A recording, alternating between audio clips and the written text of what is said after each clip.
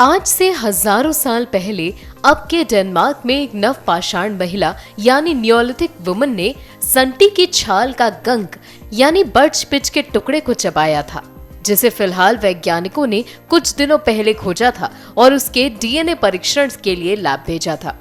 अब हाल ही में हुए डीएनए परीक्षण से पता चला है कि जिस संटी के टुकड़े जिसे वैज्ञानिक अब चबाने वाली गम या फिर च्युइंगम कहते हैं, उससे इस महिला के बारे में बहुत सी बातें पता चली हैं। ये कैसी दिखती थी और इसका रंग और रूप क्या था। खोजकर्ताओं की टीम ने इस महिला का नाम लोला रखा है। इसकी च्युइंगम डेनमार्क के ही एक छोटे से द्वीप से पाई गई थी और ये करीब 5700 साल पुरानी है। टीम ने लॉलैंड द्वीप में खोजी गई इस गम को रिसर्च के लिए तुरंत ही लैब भेज दिया। माना जाता है कि लोला ने इस गम को खाने के बाद ही जमीन में कहीं फेंक दिया होगा और हजारों साल में ये धूल और आंधी के कारण जमीन में बहुत गहराई में दब गई होगी। मगर ताज्जुब की बात तो यह है कि लोला द्वारा फेंकी गई ये गम इतनी अच्छी हालत में थी कि कोपेनहेगन विश्वविद्यालय के वैज्ञानिकों को आसानी से इसमें डीएनए और उसके जीनोम को निकालने में सफलता मिल गई। आपको बता दें कि जीनोम किसी इंसान का उसके माता पिता द्वारा दिया गया गुणसूत्र होता है। गम में मिले एंशिएंट पैथोजेंस और ओरल माइक्रोब्स से डीएनए को निकालना वैज्ञानिकों के लिए बहुत आसान हो गया था।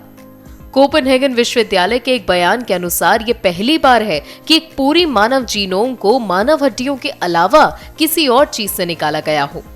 टीम के विश्लेषण से ये पता चला है कि जो भी इस गम को चबा रहा था वो एक महिला थी, जिसकी त्वचा गहरी, आंखें नीली और बाल काले थे।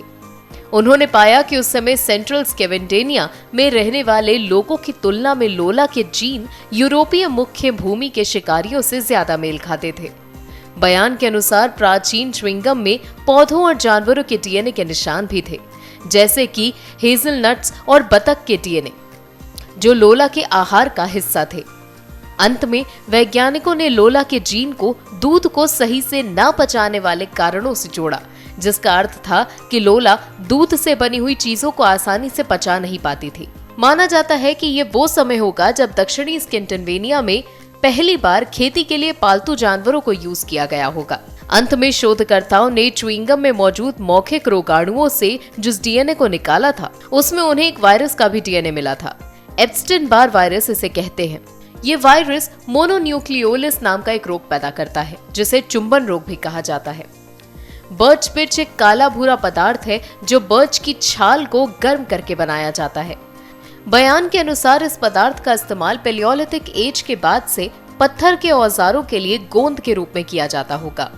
बर्च पिच के टुकड़े दांतों के निशान के साथ पाए गए हैं, इसीलिए पुरातत्वविदों को लगता है कि पिच ठंडा होने और जमने के बाद इसे गोंद की तरह उपयोग करने से पहले इसे फिर से मोल्ड करने योग्य बनाने के लिए चबाया जाता होगा।